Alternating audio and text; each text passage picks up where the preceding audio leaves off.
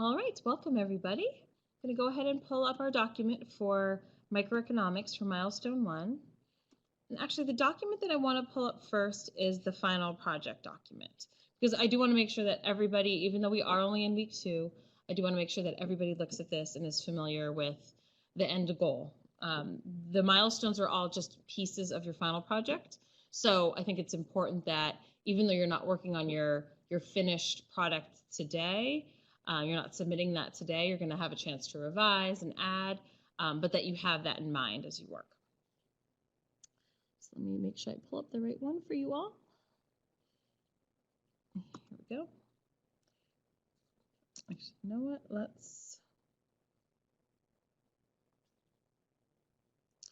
I'm going to start with the rubric instead of the guide. So there are 2 documents that I want everyone to be familiar with. One is the guide, which kind of walks you through in more layman's terms how to address each element of the paper. And then the rubric and the guidelines and rubric document explain to you what the requirements are for the paper and how you're going to be graded. And both of those are available in our course. So bear with me while I pull up the rubric for us.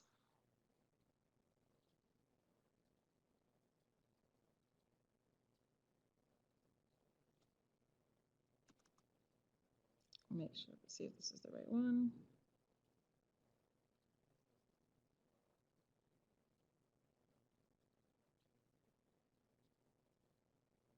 All right. So again, this is found in your in our class under assignments and rubrics folder. And the thing I want to point out here, of course, this outlines the entire project. So, and it also outlines the milestone. So it is a really helpful document even at this stage in the game. So if we scroll down, you'll see all of the requirements for the paper. So you'll notice that the paper is broken up into a few different sections. There are Roman numerals here. So 1, 2, 3, 4, 5, and 6. For your milestone, you're only doing section 1, Roman numeral 1. So it's just got the 2 elements, A and B, that you're going to work on. And then the future milestones will cover the rest of those Roman numerals. Nancy is reporting an echo. Are others experiencing an echo? No. Okay. Sounds like it's not a global issue. Thank you, guys. So, Nancy, I don't know if maybe it's something with your speakers. Maybe if you try some headphones, that might cut it down or lower the volume. But I will do my best not to talk too loudly so I don't hurt your ears. So if you scroll down, you'll notice that this document does discuss each of the milestones, lets you know which sections of the paper are covered. And then if we scroll down further, you'll see the rubric. So the reason I want to show you the final project rubric is because I do want you to know that the expectations for the final project are a little bit different than for the milestone. And I want to point this out now so you have this sense before we get too far into the course, and so there aren't any surprises. So one of the ways this course was designed is that the milestones, as I've mentioned, are just chunks of the final paper. But another way that they're designed is that the grading criteria is a little bit different. So you'll see here that for the final project, there are 4 performance levels. There's exemplary, proficient, needs improvement, and not evident. Hopefully you're familiar with this rubric setup. It's the same scale that we have on the discussion board rubric, so it shouldn't be too much of a surprise. But what you'll notice the difference is on your milestone rubrics, there is no exemplary column. There's just proficient, needs improvement, and not evident. So if you are performing at the proficient level on any of your milestones, that will be a 100% score. So then if you don't make any improvements beyond the proficient level, the final project, you'll be at an 85%. So I point this out now just so you're aware of it, and so you can be aware of the differences in the performance levels themselves. So you can see here for example, introduction, purpose, that critical element. To be proficient, it just says that you outline the purpose of the paper and how it's going to inform your conclusion, and we'll talk about that in a moment. But then to be exemplary, you need to do that and use industry-specific language to establish expertise. So this is actually a very good example, because this week, you're not going to have done a lot of research yet on your company. This is your first week. You've only just selected your company and submitted it to your instructor for approval. You're going to research a little bit about their history and the kind of work they are doing today. But beyond that, you might not have a lot of industry-specific expertise, since you haven't done the whole paper yet. So by the time we get to the final draft of this in week 7, you'll have done all of your research, looking at all the elements, applying all the microeconomic concepts to your firm and to their market. So you're going to be able to come back to this purpose and really fill that out with the expertise that you will then have. So just to reiterate, the expectations are a little bit lower for the milestone than they are for the final. But what that does mean is that in some instances, you might need to go back between the milestone and the final and add a little bit more detail to get from that proficient level to the exemplary level. So I don't want your scores on the milestone. If you're getting a perfect score, it doesn't necessarily mean that you don't have some revisions to do for the final draft. So a lot of students are caught off guard by that when it comes to week 7. They don't realize that they have to add anything more. So I'm just getting it out there now. Ideally, your feedback will be very detailed, even if you do get perfect scores on your milestones. If your instructor sees that there's room for improvement for the final draft, they're relaying that to you and giving you specific detail on how to do that. But you do have the rubric here as a guide on what those different performance levels look like.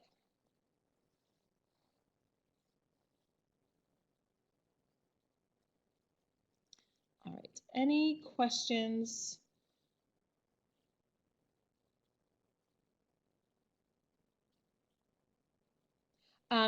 Kim, I would never assume, right? What do they say about assuming? So what I would do is if you did not get feedback, most likely you're fine, but I would still double check, take charge of your own ship, right? This is your work, and you want to make sure that it's what you want it to be, and you're reaching your goals. So take a look at your work, compare it to the exemplary column. If you think it fits, great. If you have any doubts whatsoever as you're revising a milestone for the final draft, just email your instructor. Yep, so that would be my advice. Yep, your instructor's not gonna have any problem, especially if it's a specific element or a handful of critical elements that you have questions on, where you weren't sure, you didn't get feedback, but you're not sure if that means that you're all set, then they're the person to ask. Yes, you should always get feedback. And what I try to do, and I think what most of the instructors try to do, and we're trying to remind everybody to do, is if I feel, and the other instructors online hopefully can chime in, if I feel on your milestone you've already reached exemplary at the final level, you are literally done, I don't want you to make any changes, it's excellent, I will come right out and say that so that it's crystal clear. So hopefully that approach is trickling through the rest of the faculty. So, but again, if any doubt, always reach out to your instructor. They're happy to help clear anything like that up.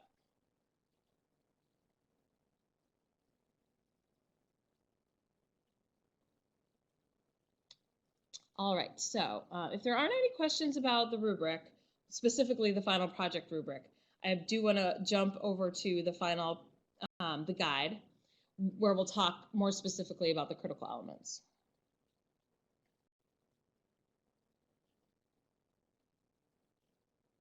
Rita, yes, you are understanding that, right? So we're just doing the introduction section. So that's the purpose of your paper, which is more of it's something common in these sorts of research academic type papers, where before you get into the paper, you let the reader know what the paper is going to be about. And then the second part of the introduction is the history and overview of the company.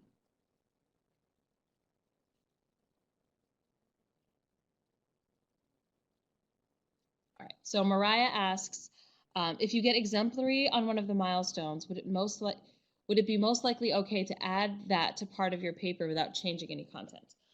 So I want to unpack that a little bit, Mariah. First of all, there's no exemplary on the milestones. So when you look at your rubric, when you get your first milestone scored, you'll notice that the highest level that you can score is proficient, and it will be 100%. So that's why I wanted to point the final project rubric out, because it's going to be different when you get to week 7. So let's say you get a perfect score on your milestone, which would be a proficient, and your instructor says, this is great, you don't need to change anything. It is already part of your paper. Everything that you're doing is already part of your final paper. So I really want you to think about, imagine if you were writing a book. You would write it maybe 1 or 2 chapters at a time, and you'd have an editor look it over, and they'd suggest some changes. You still have your chapters, you're going to edit them, but those are still your chapters. I want you to think of your milestones as chapters of a book, and that's what you're submitting at the end. So you're just working on this in chunks. You're not going to rewrite your paper at the end and just take pieces. This is your paper. All of the milestones are your paper. It's just you're doing the first section, then you're doing the next couple sections, then the next few sections. Does that, hopefully that makes sense and makes this a little bit clearer for everyone.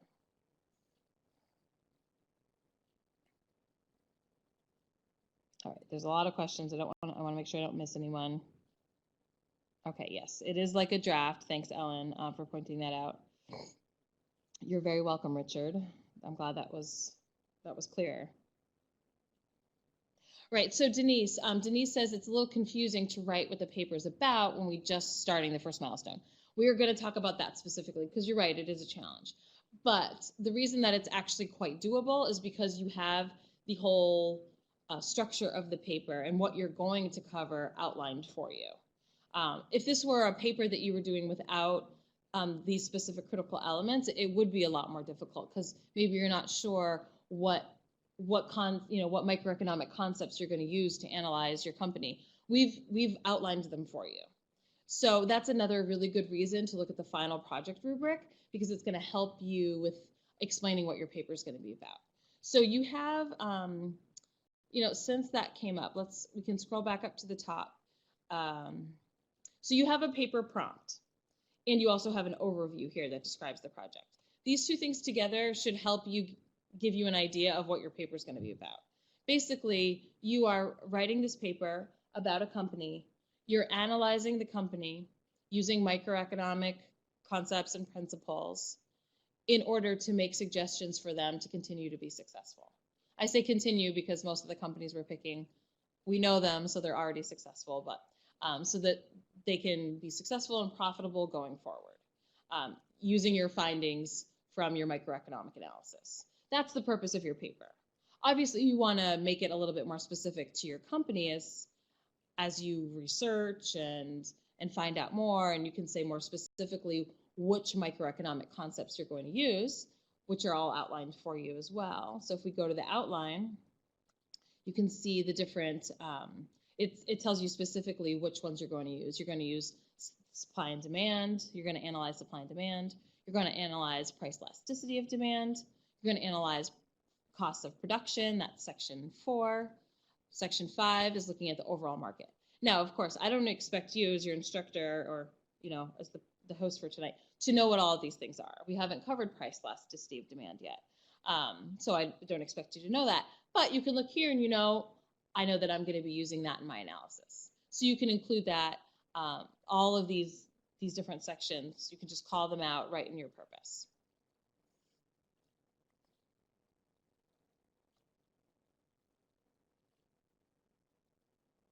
Okay. Hopefully that answers your question, Denise. We're going to talk about it a little bit more when we get to the guide. Great. But yeah, so definitely look at the structure of the paper, all the critical elements. This is going to help you fill out that purpose of your paper statement, because again, you're following this very prescribed outline. You're not making up your own outline. So you kind of already know exactly what you're going to do. You just don't know what the details are going to be. That's the part that you're coming in with. We've given you the outline. You come in with the data and the analysis and the content. All right, so I'm going to stop sharing this and we're going to go to the guide.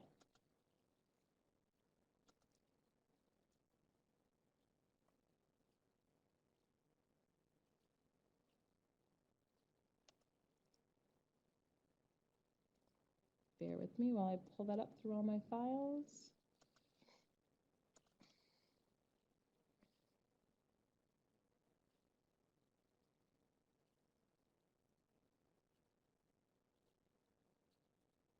And here it is. So you are going to have a title page.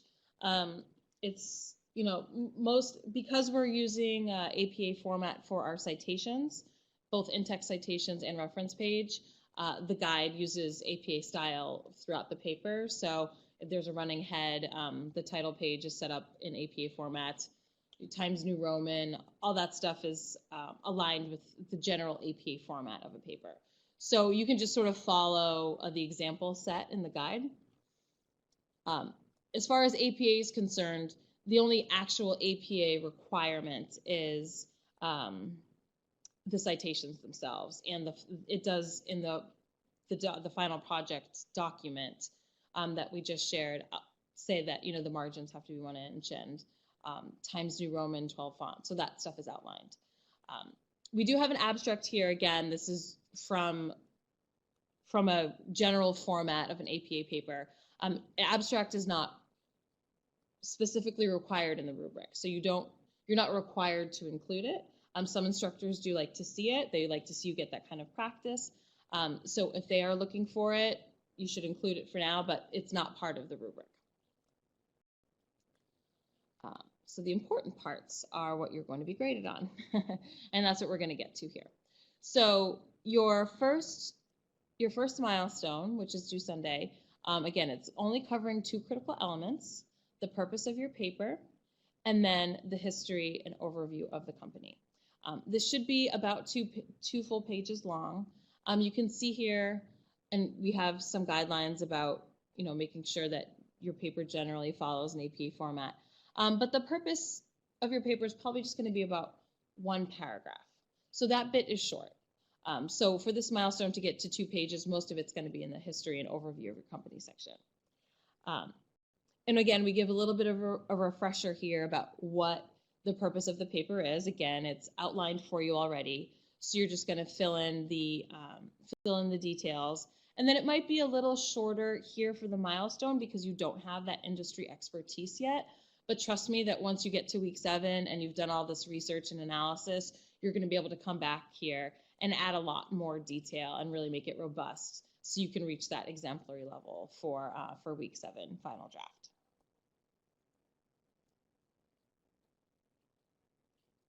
Trisha asks about putting Southern New Hampshire University as the affiliation. Yes, that's perfect.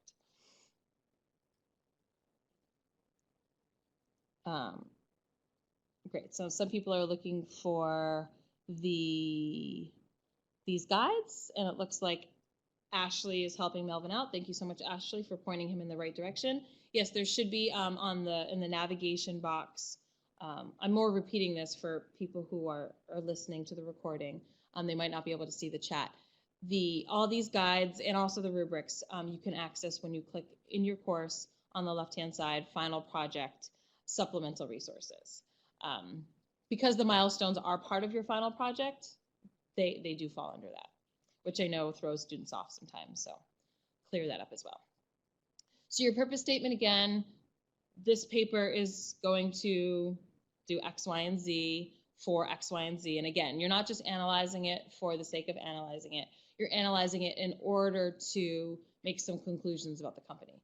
You of course, are not going to know what those conclusions are now. Is it that they should break into a new market or try to sell in China or lower their prices or reduce costs or all of those things? You don't know any of that yet, of course, but you will by week 7. So right now it might be a little bit more vague, and by week 7 you can come back and add some more detail. So for the history of the company, this is pretty straightforward.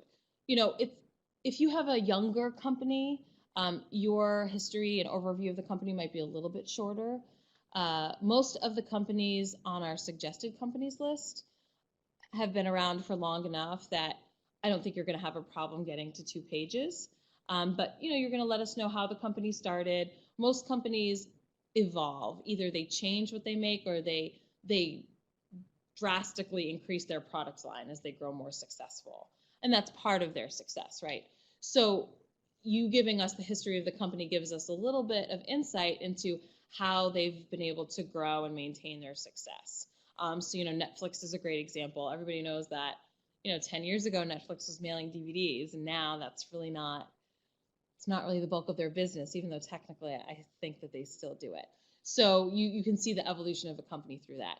And then as you show that evolution, then you land, okay, here's where they are today. Where are they operating? How many stores fronts do they have if they have stores? How many countries do they sell in? How many factories do they have? Or things like that. It's going to be a little bit different depending on the company. So if you're doing like Sam Adams, you might say now they have 60 different kinds of beers, which always surprises me when I hear how many they have. And if it's Nike, you might want to say, okay, these are all the different kinds of products they make when they started off with just shoes. So something like that. We should be able to know after this section what the company does to make their money. That is really what we want to take away from this. So it's less about changes in management or who owns the company, things like that, although sometimes that's relevant to include. But don't think you have to give a detailed history about all that. Really, we just want to know how they've been successful as a business that's selling a product or service. All right, so it looks like we have a couple of questions. Jessica asks, is that where you can find the list of companies? Yes, you can find them there. And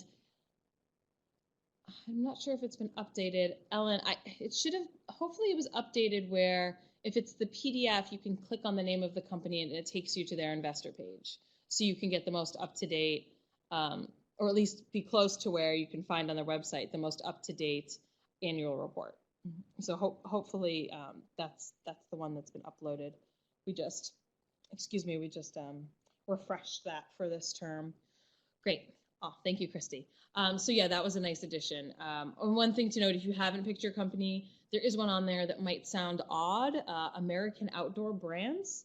That is the new name for Smith & Wesson, which is much more of a household name, that a lot of students, I usually almost have a couple students every term pick it. So that was a popular choice. I don't want people to think it's gone. It's just that they changed their name. So if you're looking for a company and that is something that interests you, that is what they are called now. Vicky, if it's not publicly traded, and unless you work there, you might have a difficult time finding the information that you need, especially when we get to the section on costs. And actually, no, even the next milestone, getting revenue data, is going to be difficult if they're not publicly traded. So, I mean, to make your life easier and to make this paper doable, I would suggest you change. Yeah, having a publicly traded company is really important just for access to information. Okay, Kim. So maybe it hasn't been updated. I'll take a look. Kim, if you wouldn't mind just typing in the chat what your section number is. I want to see if they're all the same or if they're all different.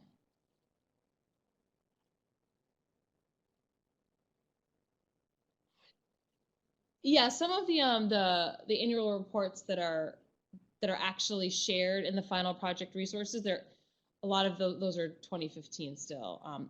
But again, those are just there for your convenience. You can Google it and find 2016. We just did that sort of as a courtesy to speed things up. But absolutely, you can, you shouldn't have any trouble finding any annual report for any publicly traded company. They're widely posted on the internet. Nancy, how do you cite a 10K? If you need help with that, Cite This For Me is a great website for APA citations. And of course, the Shapiro Library has citation management resources for you, and they can help you with that if Cite This For Me doesn't work.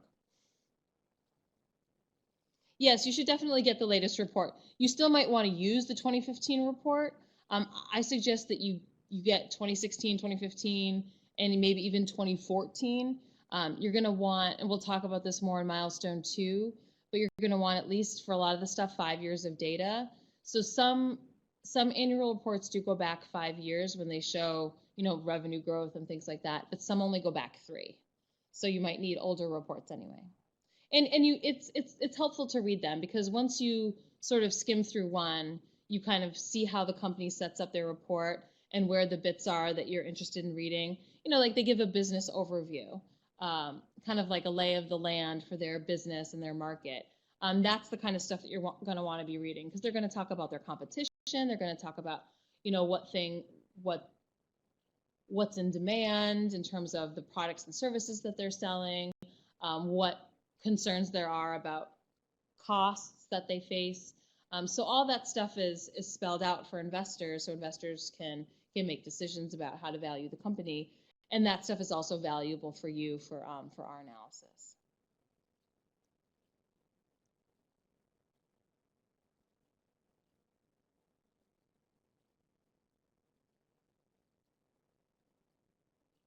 Yeah, so Richard says that the Chipotle's annual report is 132 pages. They are very long. Most of it you don't need to read. So you don't need to read anything about stock price or who's getting preferred shares or anything like that. You can skip over everything about stock price. You do just want to go to the bits about the business overview. They all call it different things, and it's not always in the same exact spot. So it's difficult for me to point it out to you in a very general sense, but that's what it will be about. And then the financial statement. So that talks about their revenues, how much they're selling each year, and their costs. So that's where you're going to spend the majority of your time, and that stuff's not too long. The financial statements are, a page or two, and then the business overviews, usually, between 2 to 5 pages, maybe 10 if there's a lot to say or if they have a lot of graphs.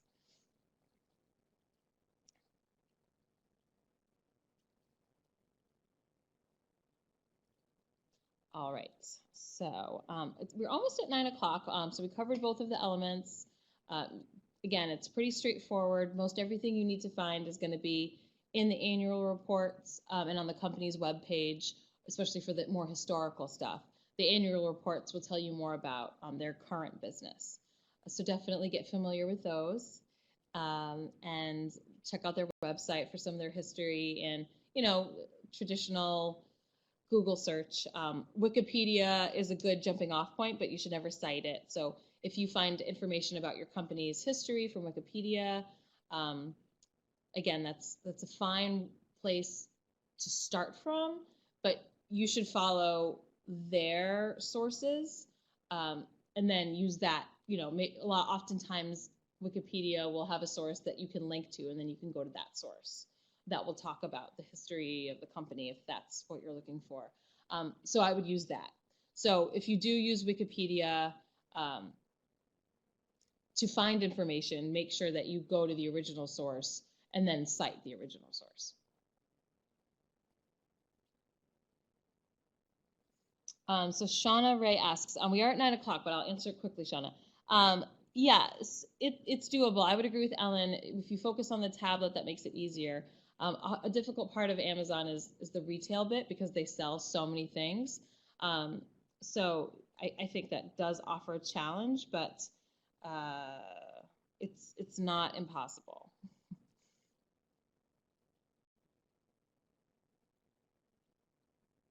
Yeah, it's more that it's just it's a lot of work. I think it's a lot of work, so that's why it's not on the suggested companies list, because they have so many different business lines, and their retail business, they sell everything. So doing some of the analysis, you just have to look at things differently. You don't think about, oh, well, they sell toothpaste, so what's demand for toothpaste like? Obviously, you can't approach it that way with Amazon. You have to approach it a little bit differently. It's more like they're offering a service, which is online shopping. So, all right. One more question. I'm so sorry, macroeconomics students who are just joining. Is somebody asking about Dunkin' Donuts, if that's a doable one? Dunkin' Donuts is franchised, so that makes it a little bit more difficult than like a Starbucks. So, or a Chipotle if you wanted to do fast food. Those are not franchised, which is why they're on the list. McDonald's, Burger King, Dunkin' Donuts are all franchised. AutoZone, that's an interesting one. That could be good. I don't know a lot about it beyond that I don't know if it's publicly traded, so I can't say for sure, but okay, thank you all so much, Eco 201 students, for coming. If you have any concerns about your paper choice, of course, if it's not on the suggested companies list, you have to get it approved by your instructor. And either way, you should email your instructor what your choice is so that they know. But best of luck, and I'm going to go ahead and welcome our Eco 202 students. Thank you all so much for joining.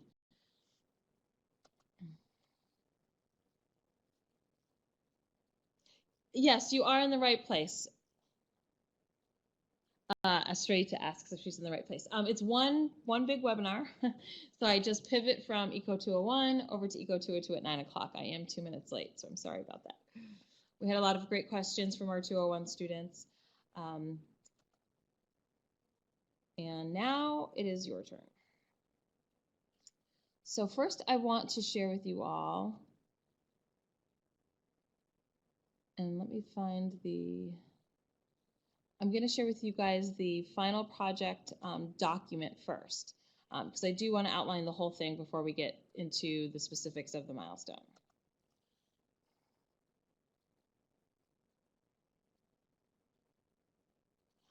So Heather asks if the transcript will be available after the webinar. We will have it posted on YouTube and shared in the morning. As far as a transcript is concerned, this isn't transcribed, although YouTube does have a transcription feature. If you need it transcribed, please do let me know. And let me, Heather, I can put my email in the chat if you need it transcribed.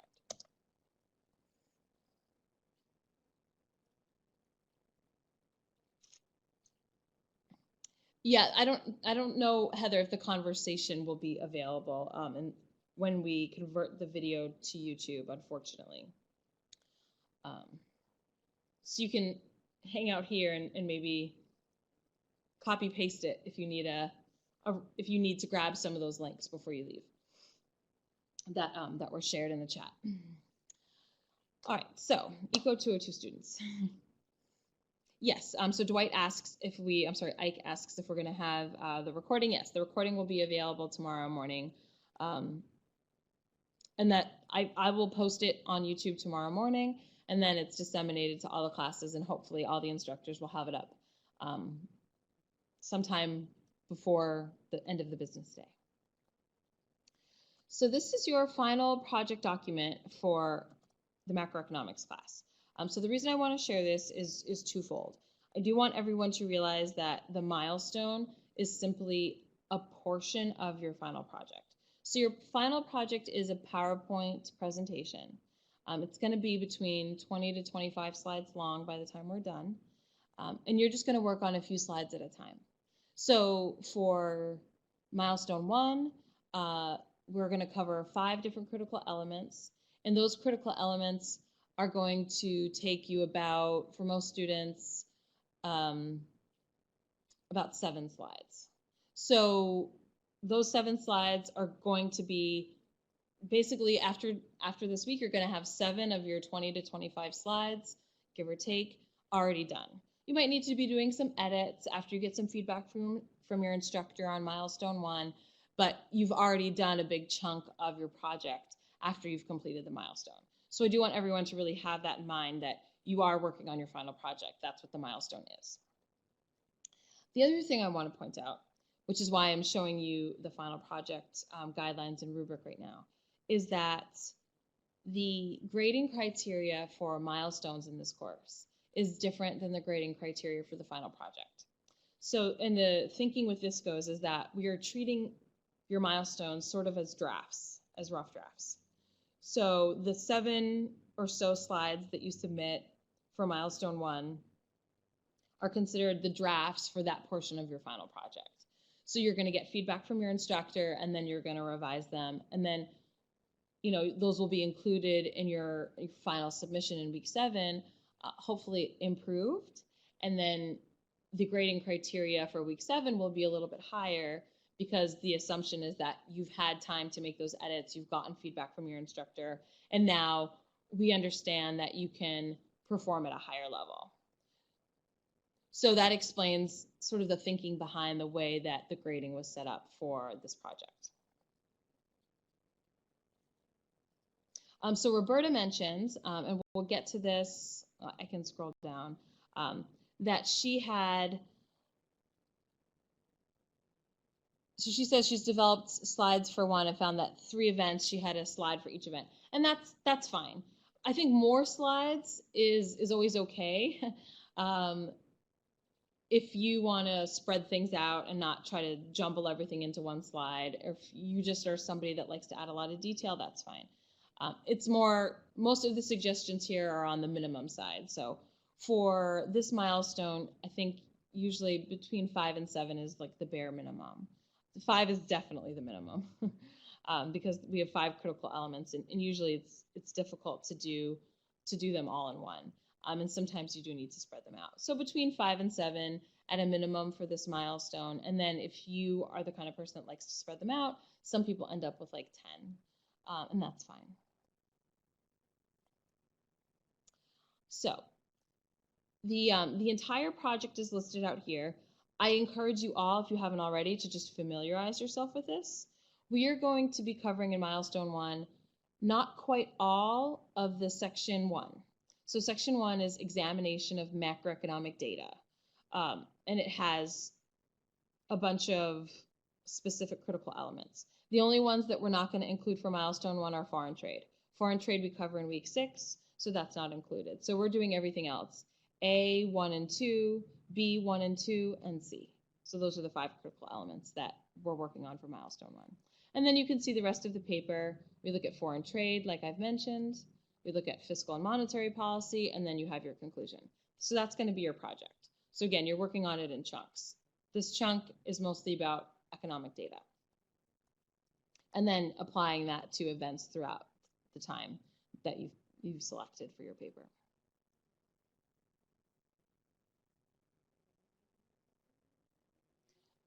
So Roberta mentions that there's a hint in the video that talks about what not to do in a PowerPoint and mentions 6 words per slide. Yeah, I'm not sure. I think you need to take all that with a grain of salt. Most of the time, your slides are going to have some sort of visual, like a graph or table, especially for Milestone 1 because we are presenting a lot of economic data. So some students do have very few words because they've got a picture on there, but there's other times where you've got a bulleted list and each list is, kind of like a sentence. And that's obviously going to be a lot more than 6 words. So I wouldn't hold yourself to that. What you don't want is you don't want paragraphs and paragraphs on a slide. If you are putting any decent amount of text, it should at least be bulleted. And then your explanation to explain everything, or the detail to explain what you've got on your slide will go in the speaker notes.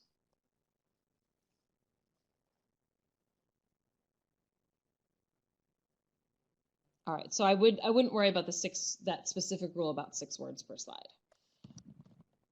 And there's also, there should be shared in the classroom an actual student sample project. So you can get a sense of what one looks like from that. And I'm sure that student has some slides with more than 6 words. Yeah, I mean, I've done so many PowerPoints for consulting jobs, and even at this job here for work that I do internally at SNHU, and see plenty of PowerPoint slides with more than 6 words. So, yes, you want to be brief. I think that's what they're getting at. I think 6 is maybe a bit hyperbolic. Yeah, and then the notes. So the notes section, and again, you'll see this in the exemplar project. You can go into a lot more detail. The student from the exemplar project, she writes a lot, but you will be writing, a paragraph or 2 in your speaker notes for the most part to explain what you've presented on the slide. So and that is required for full credit on your slides. If you don't include speaker notes on your slides, then that's going to knock you down to a needs improvement score, which I'm going to show you in a moment what the rubric looks like. Actually, I'll do that right now. So if we scroll down to the rubric, So this is the other difference where I mentioned that the grading criteria is different for the milestone than it is for the final project. So this is the final project rubric. And you'll notice that just like our discussion boards, there are 4 performance levels: exemplary, proficient, needs improvement, and not evident. Our milestone rubrics do not have an exemplary column. So proficient is a perfect score at 100%, and needs improvement is a 75% score, and not evident is still 0. So again, the expectations are lowered for the milestone because we are treating it as a draft. But then you get your feedback from your instructor, you feel a little bit more comfortable, you have more time to revise, you've gone through the whole course. So by the time we get to week 7, you can be making improvements, and then we sort of move the bar along with that. And then exemplary is introduced, and proficient becomes a B and 85%. The bar is raised, you have new criteria to reach to get that 100% score on the final draft. Wendy says, so the speaker notes are like the writing of the paper. Yeah, it's similar to that, Wendy. The difference being that you don't have to connect speaker notes from one slide to the next. You're just using it as what I would say to a group of people if I were showing them this slide. What's important about this slide? What are the takeaways? What do I need people to know? How do I elaborate on what I've got here? Because the purpose of a slide is not to put all the information on, because it is a presentation. Of course, we're not a face-to-face class. And even if we were a face-to-face class, you might not necessarily present this, but you do want there to be a sense of, this is what I would be telling my audience if I were to present this slide to them. All right, so Anna is asking about GDP. So I am gonna pivot over to, before I get into that question, because it's such a great question, very fundamental, so I want to spend some time with that. Does anybody have any other questions about the final project rubric before I flip over to the guide?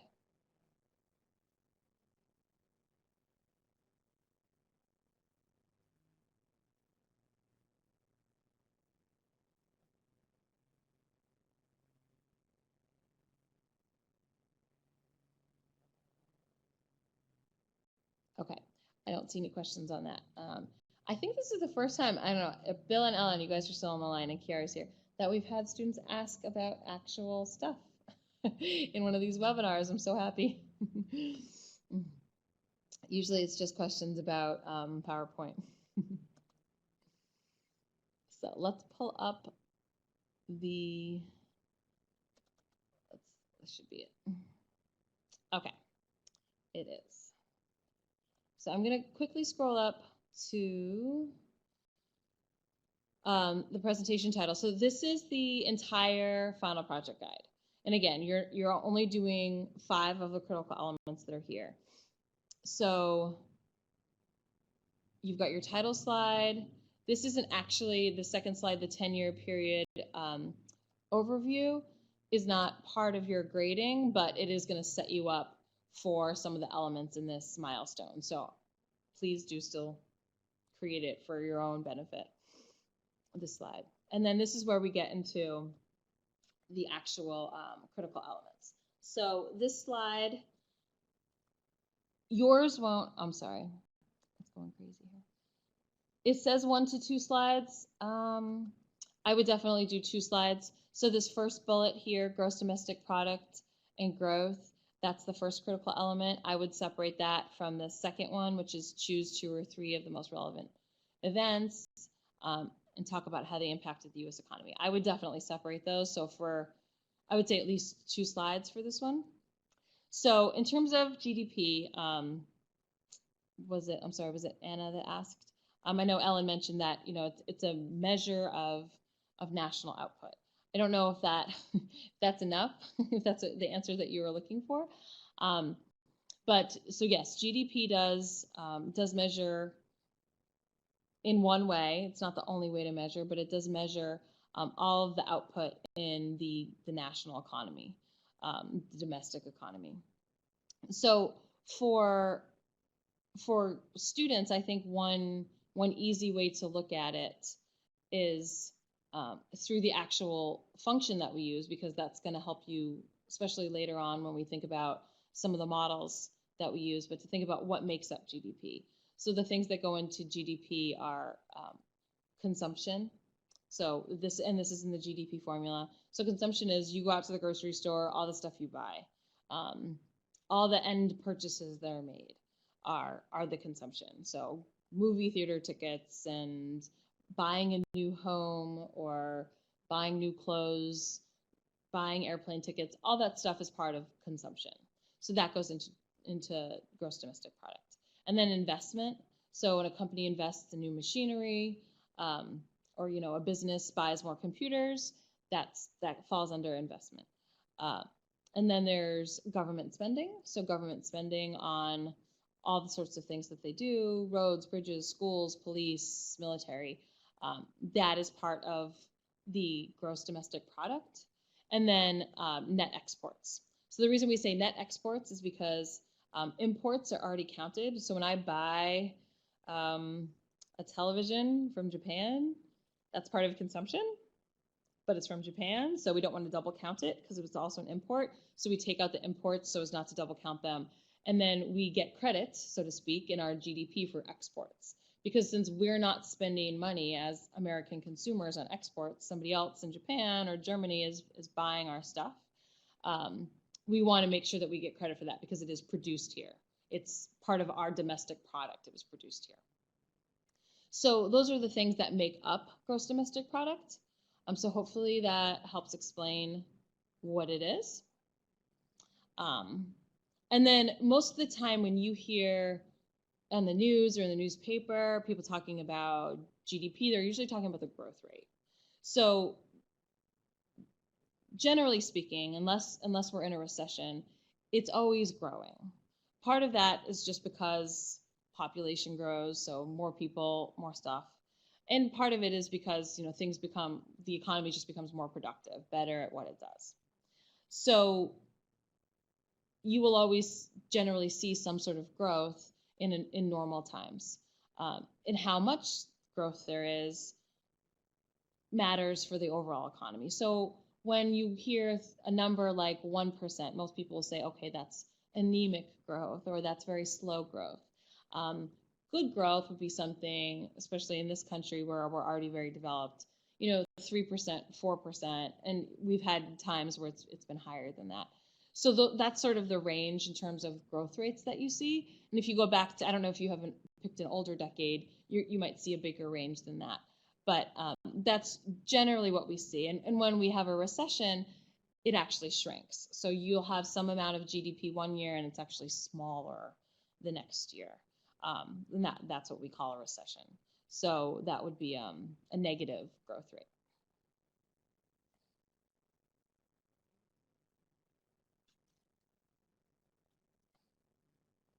Yeah, so Anna, hopefully Ellen cleared that up.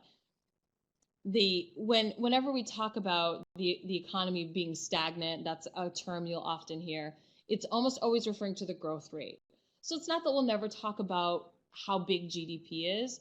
It's just always this crazy huge number. It's like $14 trillion in value. It's just kind of so big that it's not useful, and it makes it very difficult for comparisons, especially when we compare to historical data. So if I want to say, oh, how is the economy in the 80s?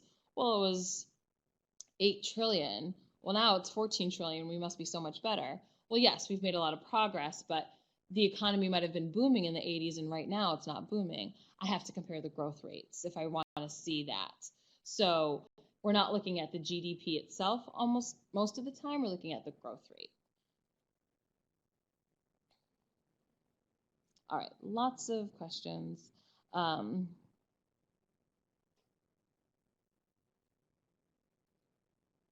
So Roberta asks, if the time period selected is greatly affected by international trade, say a boom or a new industrial tactic, is that still part of GDP?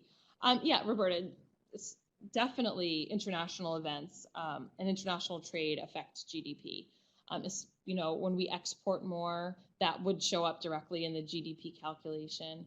And in general, trade theory says, and we'll learn about this more later, but trade theory says that we can grow our economy faster when we have more open trade. Basically, you've got a lot more customers, you're able to specialize, brings in that whole idea of, comparative advantage. So that we discussed a little bit in microeconomics and in week 1 of this course. So I think that's very relevant. So if you found evidence on that already that you want to include, that would make sense.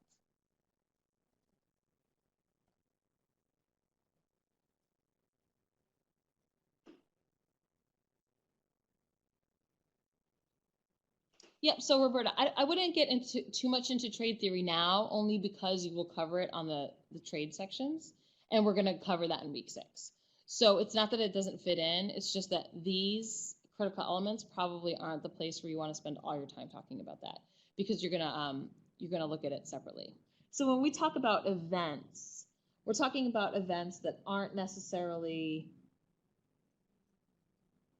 part of economic policy, or that an economic boom is not an event, right? The economic boom is in response to maybe some other event, like a technological advance, like the dot-com boom. So the dot-com would be the new technology, all these internet startups. That's the event, and then the impact was that we had an economic boom and then a bust. So when you look at the events, I don't want you to say, oh, the recession was the event. What caused the recession? That's in the event. So the sort of the endogenous thing. I'm sorry, the exogenous thing. The thing that's outside that has an impact on the economy. Yeah, presidential election. Presidential elections always have impacts. Sometimes they're very short-lived because people have certain expectations when a new administration is coming in. What is that going to mean for consumer spending? What is that going to mean for taxation? So that is something outside of the economy that has an impact on the economy. So that would be an event, yes. Something outside, something exogenous. Yeah, Ellen's right. You don't usually see it make a lasting impact that you're going to notice it in GDP data. But most of the time it's affecting the stock market. That's where you usually see it show up. But those are the kinds of things that we're looking at, something that is outside of the economic data, that influences the economic data.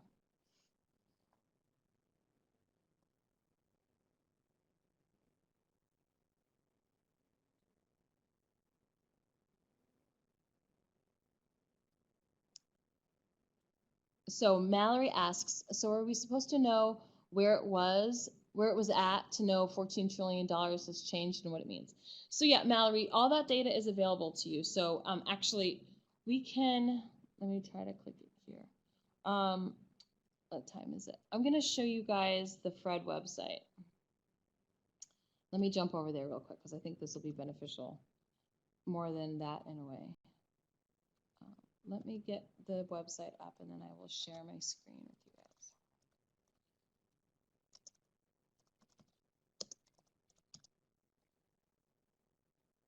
Okay.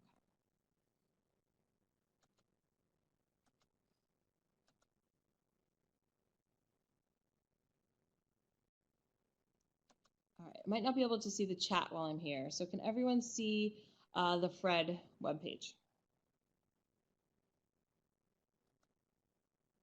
Yes, okay. So here's the Fred webpage. This took me to GDP. I don't think this is, I just Googled it real quick. This might not be the exact one that's linked to in the guide that I was just showing, because I don't think this is in real dollars, which are inflation adjusted. So of course, inflation, prices change. So today a car costs, $30,000, but in the 70s it was only like $2,000. I'm making that number up, but you get the scale is different, but they're both still cars. So, why is the price so different? Well, it's because of inflation. So price levels just are always gradually rising over time for the most part. So if we want to compare apples to apples, we adjust for inflation. So when we adjust for inflation or for price level, we call that real dollars. When it's not adjusted, the term is nominal dollars. So what I'm showing you right now might be nominal, but everything else is still the same for the purposes of what I want to show you here. So once you get here to Fred, and you're in the right data series, you can adjust to your time period. So let's say I was doing the 90s. I could go up to 1990. Oh, too far. And then bring it down to 2000 and get my 10-year time period. And this is quarterly. I can adjust it. I can pick a series that's just annual, but this is fine. And always on the Fred graphs, they shade the recession. So I can see very quickly that there was a recession. You see that it doesn't quite go down. It just looks flat. So if I look at Q1, this tells me that gross domestic product was 6 trillion. And then it doesn't, if I look at the numbers, it goes down slightly. If it was in real dollars, which I don't think this is, again, you'd probably see the dip a little bit more, because inflation will always make things look a little bit bigger than they really are as time goes on. So this might look a slightly bigger dip once they adjust for inflation. But you can see here now I've got my graph, and I can see, and when I hover over anything, I can see the actual number. So, and then I can make the calculations, and I can just put in annual instead of this, or you can compare. The other neat thing about these graphs, and if graphs aren't your thing, you don't have to do it this way. You can just do the calculation by hand. The calculation is in our textbook, but you can edit the graph to show the growth rate. And I can change the frequency if you just want annual, because that's all that's required, just the 10 years, the annual. You can switch it to that. And then you can also put in, instead of units, you can change it to change from year, or I'm sorry, percent change from a year ago. And then I can get my growth rates. So you see the dip. Oh, this isn't. Sorry, percent change. That might. I'm surprised it's not going negative. But this is how you can sort of play around with it and get your growth rates here. So there's lots of things you can do to sort of get this to work for you. But if you just have the regular billions of dollars, I can see for each year what it is. So 1990, this is what gross domestic product was.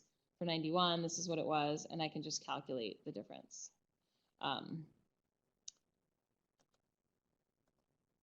Again, we're not getting that negative here because it's not in real adjusted dollars. But with a recession, you should see a negative, or if it's not for a whole year, it might not be negative if it was a very short recession that didn't last an entire year. If it was just for a couple quarters. But the requirement for the paper is that you show the annual growth rates. So you don't have to do it quarterly. You just have to report what the change was each year. So some students do make the mistake of just showing the actual GDP, like what I have here in dollars and real inflation adjusted dollars, but that won't get you full credit on the milestone. So don't make that mistake. What a lot of students will do is they'll share this, and then they'll also share the growth rates. So that's one approach. And some students just share the growth rates. The requirement is that you show the growth rates. So make sure that at the very least you include that.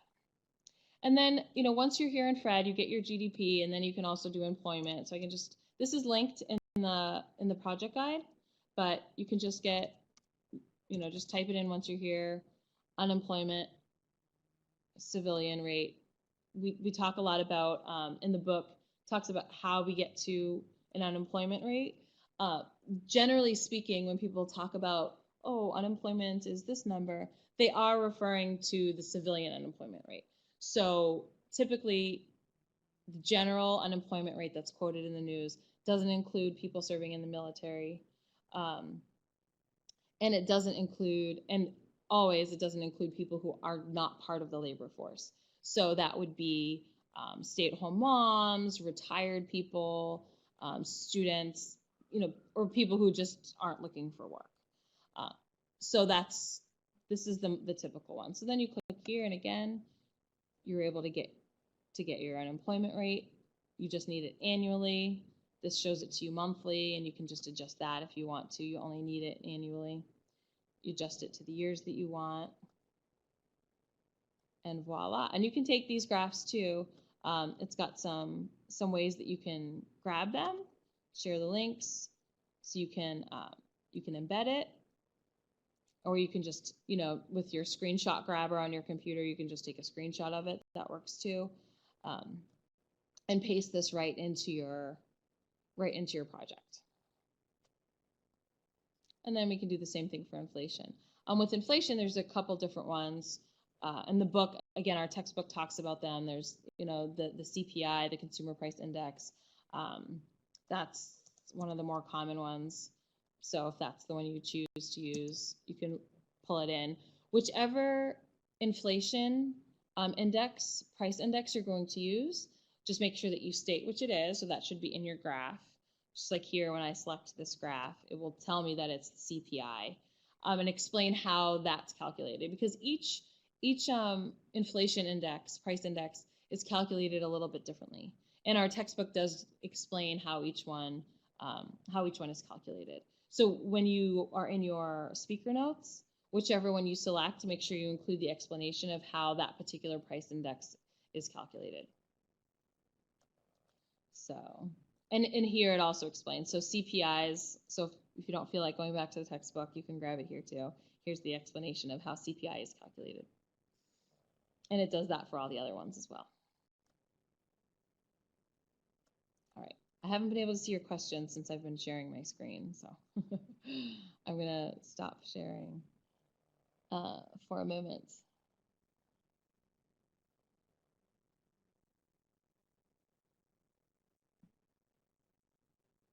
All right, stop sharing, okay. And I'm gonna go back to our guide. So now that you sort of get the very, very, very basics of how to navigate Fred, I think it's pretty user-friendly.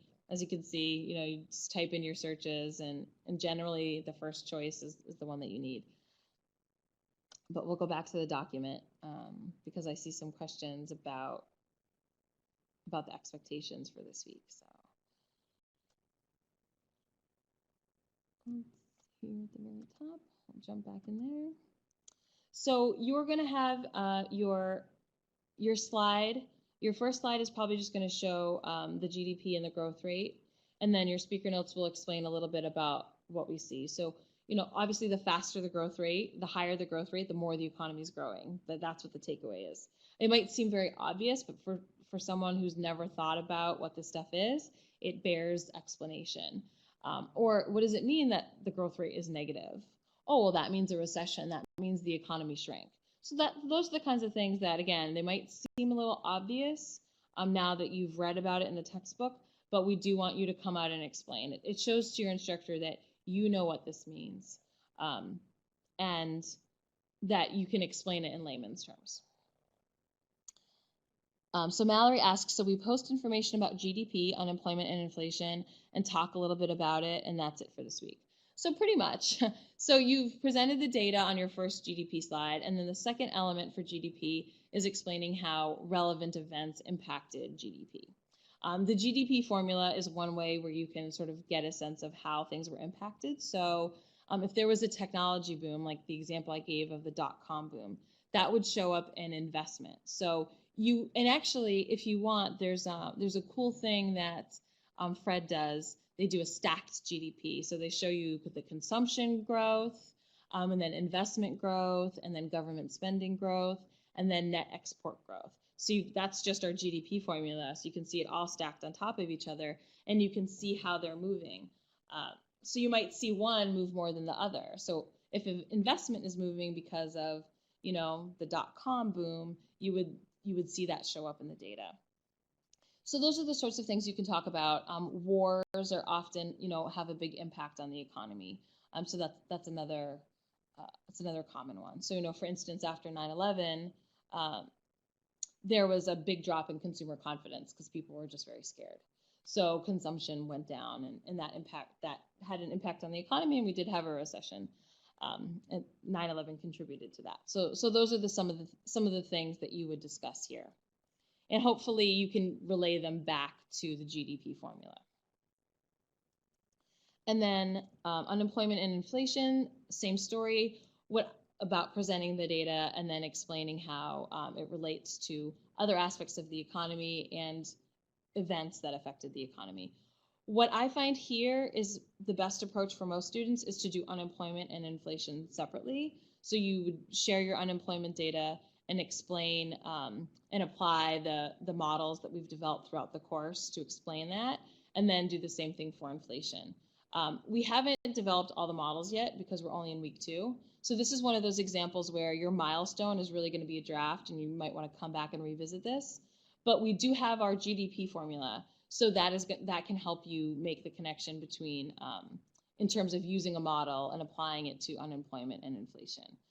So we know that typically, as GDP grows, unemployment is going down, because if the economy is growing, more people are working. On the flip side of that, as the economy is growing, that's putting pressure on inputs like labor and wage rates, and prices of raw materials. So that brings prices up as more people are trying to use all those inputs. More businesses are hiring people and using those raw materials. So inflation tends to increase as the economy grows. Or it increases at a faster rate the faster the economy grows. So those are sort of those basic relationships. They don't always hold up exactly that way, but that's the general trend. So those are the sorts of things you can talk about here. And I would also encourage you to look at the exemplar paper as well, to get a sense of how to approach that. But we've got the links here. It's the same stuff that the same data. It's all on Fred. You can find it all there. It comes from different places. Unemployment and inflation data comes from BLS, the Bureau of Labor Statistics. But Fred aggregates it all for you. So I recommend to just start there. And then last but not least, I know we're way over time, guys. I'm so sorry. Thank you so much for staying. Are the interest rate slides. So this one, it says 1 to 2. Most students actually just do it in 1. So there's a couple choices here. The federal funds rate is the very base rate that the Federal Reserve uses as sort of a target rate that they lend out to. The other rates are a little bit more concrete. So the 3-month Treasury rate is another benchmark rate. That's the rate that's paid on treasuries, which are government bonds, and then the bank prime loan rate. So that's the when you go to your local bank and you see what the prime loan rate is for just a regular loan, that's what that's referring to. So the Fed funds rate will always be the lowest of these 3. You might want to look at the other ones if there's something specific you want to look at, like if you want to talk about specifically how consumers were impacted and local businesses, you might want to share the bank prime loan rate if that's something that came up in your research or that you want to address. Most students just use the federal fund rate to get sort of a benchmark because that's the lowest one.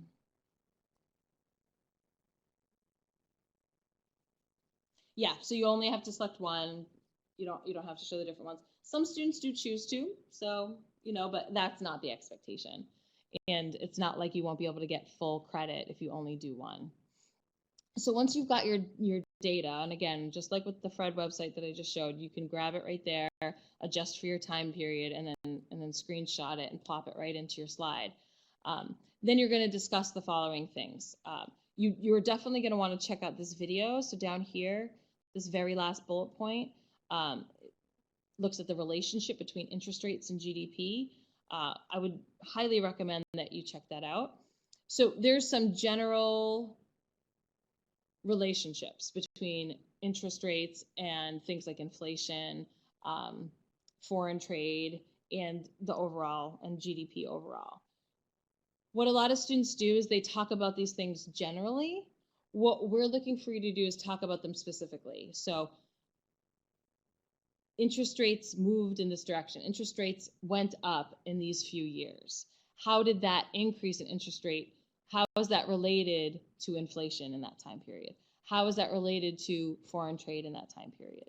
How is that related to GDP in that time period? So the relationship is already spelled out for you, but you're going to talk about the specific direction that happened in your time period. It might have, interest rates might have gone up for some time, they might have gone down. So speak specifically to the movements that you see and not just the general relationship between interest rates and all of these other things. That's usually the only mistake I see students make. So they understand it, but they're just not talking about specifically the direction that interest rates moved that they're showing in their graph.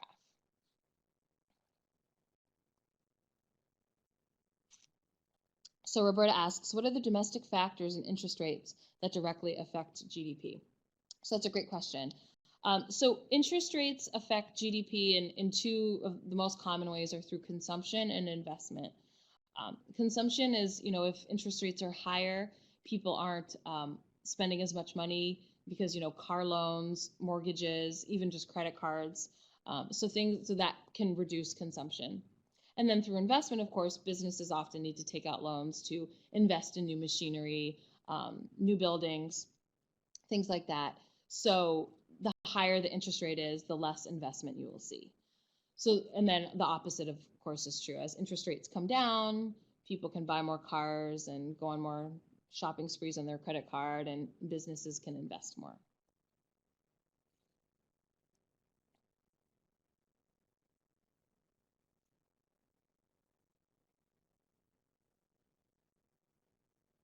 So Marjorie asks, so we could explain in general for interest rate GDP and then add specifics. Yeah, you definitely want to focus on the specifics. So what I just said to you was in general. I'm talking about how it goes in both directions.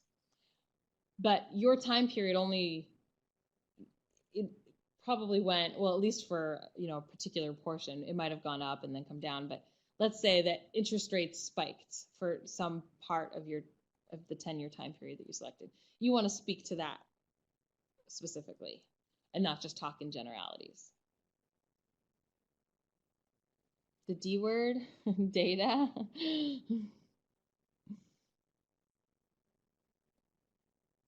Yes, this is the bulk of your data. So yeah, Ellen's right. You just got to embrace it.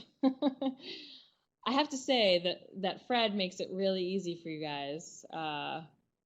I was thrilled when I found it, and that's why we have all this stuff in here, because we want you to be taking advantage of it. It's really cool. They have so much cool stuff. I wish we could use it more.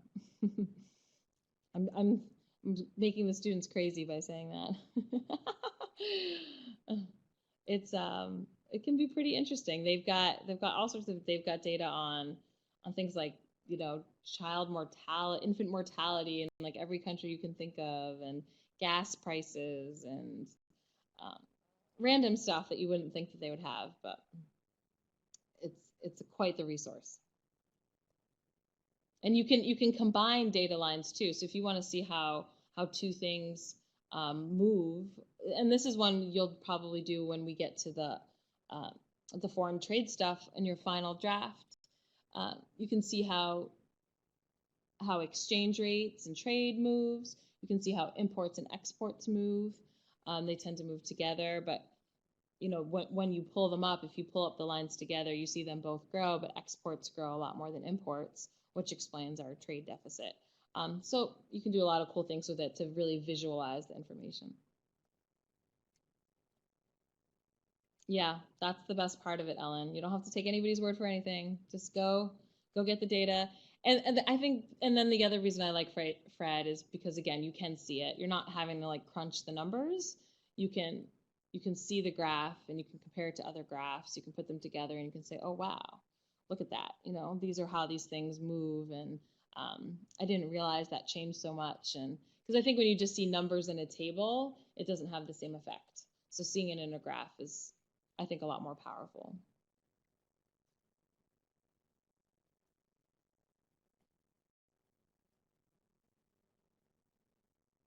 But hey, we can agree to disagree. You still have to include the graphs in your project. So maybe after this, you'll learn to love them. I don't know.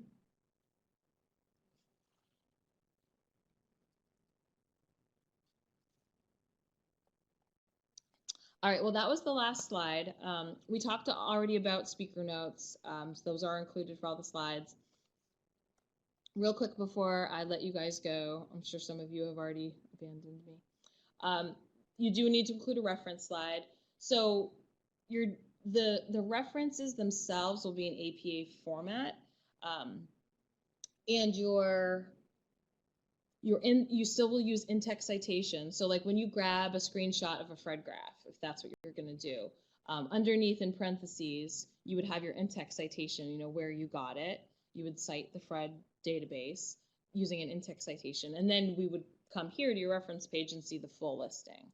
And then, of course, see the full listing for anything else, any of your references. So when you talk about historical events, wherever you got that information, you include those references here, just like you would in a paper. And your speaker notes are probably going to have information that you had to research. So you would use an in-text citation there and then follow it up here in the reference page with the full reference.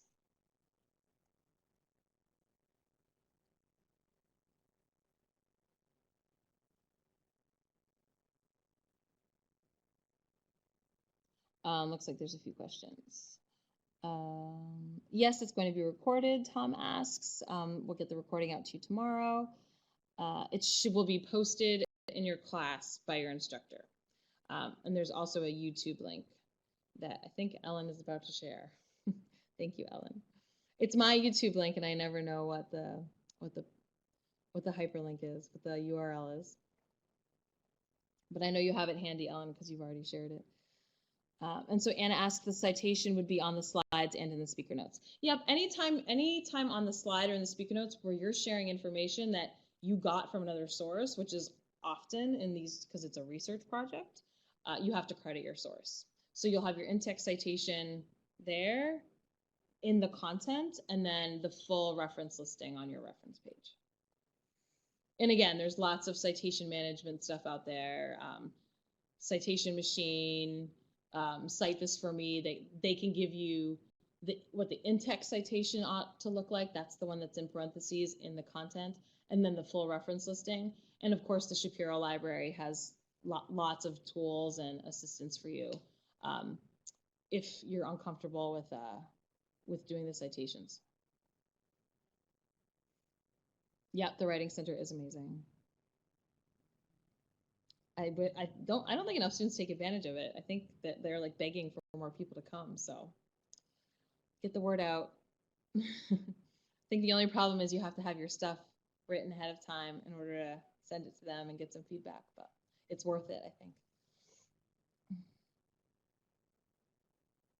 Yeah, a lot of students like Citation Machine.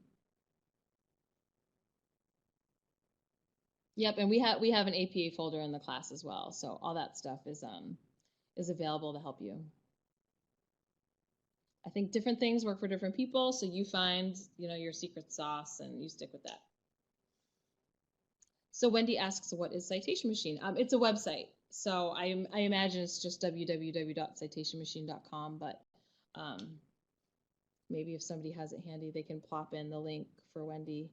It's just, there's a bunch of different websites. This is one of them, or you can type in, it'll ask you what kind of source is it? Is it just a website? Is it a book? Is it a magazine? And you let it know who the author is, the title. It'll ask you for all the information. You fill out what you know, and it will generate the citation for you. And then you can just copy paste it into your project.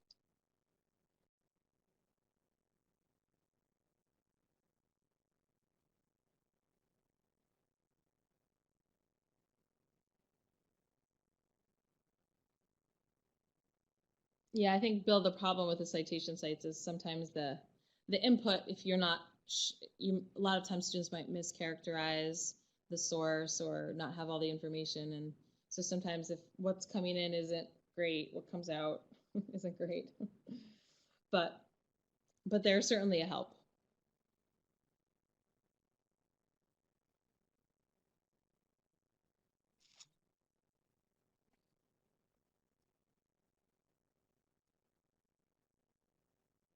Yeah, that's true, Kiara. I know for Fred, I don't know if they do it for APA, but I think I've definitely seen it for MLA on some sites. Fred, I feel like, and maybe even NBER papers. Um, so yeah, that's another benefit too to using scholarly resources because they know that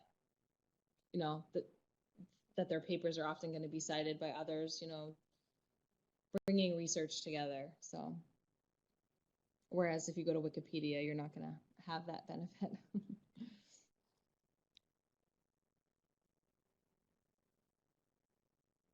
So Tom asks, is Milestone 1 due by the end of Sunday? Yes, it is.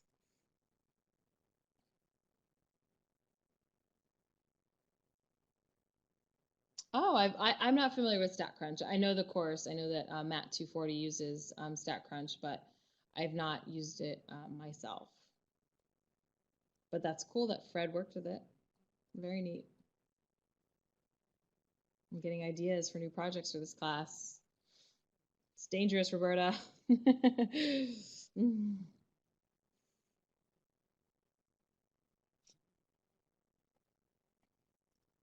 Oh, that's cool. I did not know that about the Shapiro Library, that they had some auto loading of the references. That's great. All right. Well, I don't think there's any other questions um, about the project, and we've covered everything that I wanted to cover. So thank you guys so much for staying so much extra time. This is the longest milestone, so this tends to happen on milestone 1, where we have to go over time a little bit.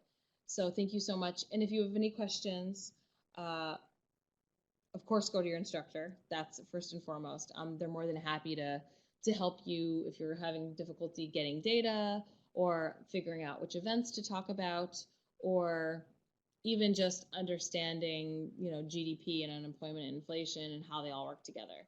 So go to them with any questions you have. The sooner the better. And this recording will be available sometime tomorrow in your class. It won't be next Wednesday. It will be in 2 weeks from tonight. The bat signal will go up.